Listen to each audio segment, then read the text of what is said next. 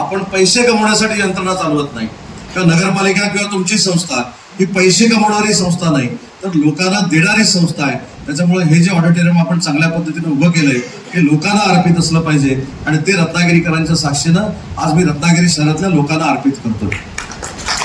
दुसरी महत्वाची गोष्ट आहे, इथं तर मराठे सर मिनारचा पण सत्कार करायला पाहिजे होता. आज मिनारनं आज इतिहास घडवला. महाराष्ट्र राज्य नाट्य स्पर्धेमध्ये रत्नागिरी सारख्या ग्रामीण भागातनं मिनार आज तिथं नाट्यकर्मी म्हणून, नाट्यकर्मी सगळेच आहेत पण तो पण नाट्यकर्मी झाला, त्याला अवॉर्ड मिळाला, त्याला बक्षीस मिळाला. मराठी भाषेचा अभिमान आहे आणि रत्नागिरीचा देखील अभिमान आहे. अग्निपंख या नाटकाला कदाचित मिळालं की नाही मला माहित नाही, परंतु या सगळ्या किती संघ होते, 47 संघ, म्हणजे 1000 कलाकारांना महाराष्ट्रातल्या आपला रत्नागिरीचा मिनार पाटील हा 1 नंबर घेतो. हे रत्नागिरीच्या दृष्टीनं अतिशय घोषणा आहे. आणि मिनार पाटील तयार झाला म्हणजे आपली जबाबदारी नाही संपली नाही, तर या रत्नागिरीतले अनेक मिनार पाटील आपल्याला तयार करायचे आहेत. त्याच्यासाठी हे मी सभागृह दिलेला आहे. आणि नाट्यकर्मींना देखील विनंती करायची आहे की एकाला अर्ज 4 दिवसाचा केल्यानंतर त्याच दिवशी दुसरा अर्ज करू नका, म्हणजे परत भानगड, पण द्यायचं कोणाला हा प्रांताला प्रश्न. त्याच्यामुळे जो पहिला येईल त्याला तुमचे कार्यक्रम नसताना उठवणेकर साहेब हे सभागृह आपण उपलब्ध करून दिलं पाहिजे. अजून एक नाट्यकर्मींसाठी आनंदाची गोष्ट सांगतो की अजून एक नाट्यगृह बांधण्याचा निर्णय आपण घेतलाय. त्याला 10 कोटी रुपये आपण मंजूर केलेत, आणि पॉलिटेक्निकच्या कॅम्पसमध्ये सुसज्ज अजून एक नाट्यगृह बांधण्याचा निर्णय महाराष्ट्र शासनाने घेतलाय. ते नाट्यगृह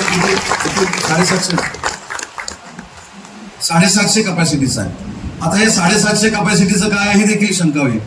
सध्याची नाटकांची परिस्थिती अशी आहे की 1000-1500ची जर सिटिंग कॅपॅसिटी असलेली जर सभागृह असतील तर ते मोजके नाटककार ते भरतात, बाकी कुठची नाटकं भरत नाहीत.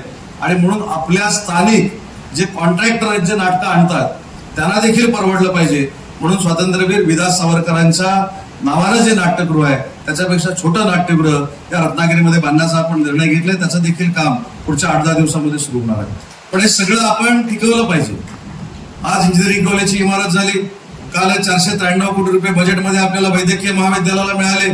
या महाविद्यालयाला देखील पैसे मिळण्याची जबाबदारी देण्याची जबाबदारी माझी आहे. पण हे सगळं आपण टिकवलं पाहिजे. आपली सगळी असेट आहे. सगळेच लोक चुका काढतात, पण कधीतरी चांगलं बोलण्याचा उपक्रम देखील आपण सगळ्यांनी मिळून सुरू केला पाहिजे. आज इथे सभागृहामध्ये आल्यानंतर मला देखील आनंद एवढ्यासाठीच झाला की पहिल्या दिवशी आल्यानंतर जे नाट्यगृह मी बघितलं होतं किंवा हॉल जो बघितला होता तो अतिशय भयावह होता, आणि त्याचं रूप आम्ही सगळ्यांनी निधी देऊन पालटलं, त्याचं माझ्या मनामध्ये देखील समाधान आहे. आता अजून एक त्रुटी याच्यामध्ये राहिली ते म्हणजे ग्रीन रूम. बरोबर आहे की नाही?